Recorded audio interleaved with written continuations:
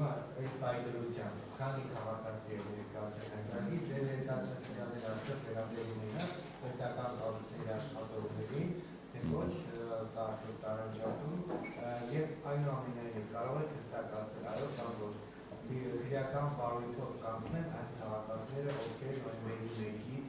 հետո չեն մինչև նոյեմբերի 1-ը չեն ներկայացնի իրենց ֆիզիկական հայտարարագիրը եւ երկրորդ հարցը շատ կարճ է։ Մեկը երբևէ ստուգումներ իրականացրել է 8 սուպերմարկետներում։ Որ 8 սուպերմարկետներում։ Շատ լավ։ Նախ հայտարարագրման մասով նշեմ, որ ես իմ խոսքում էլ նշեցի 54,000 քաղաքացիներ, եթե դրան ավելացնենք նաև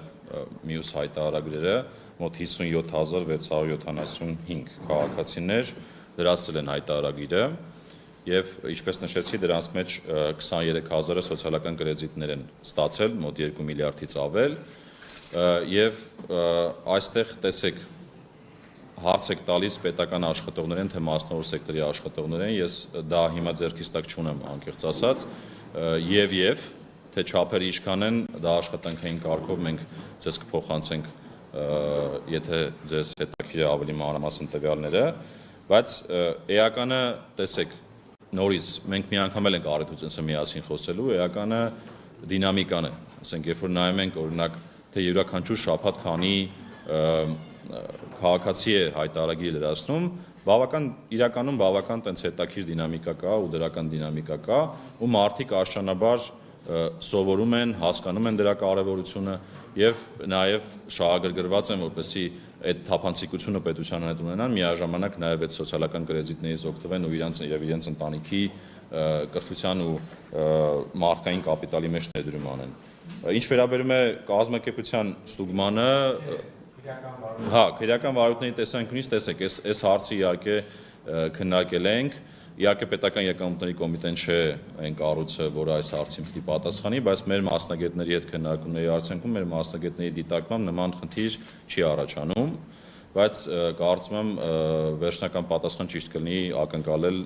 համապատասխան մարմիններից, ովքեր որ այդ քրեական հարցերով են զբաղվում, բայց ես մեր մասով կարող եմ ասել, որ մեր մասնագետների հետ քննարկումների արդյունքում կարծում ենք, որ ոչ։ Կազմակերպության տեսանկյունից ես հիմա տվյալ չունեմ, ճիշտ ասած, այդ կազմակերպությանը ստուգել ենք թե չէ, եթե կոնկրետ հարց կա, կառաջարկեմ ուղեք մեզ, մենք աշխատանքային, չէ, ստեղ չէ։ Հա։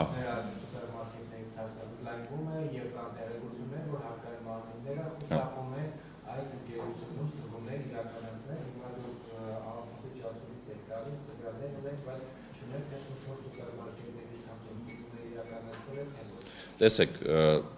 լավ, ես հարցը ավելի լավ հասկացա, երբ որ դուք բացեցիք փաղագծերը, մենք նախ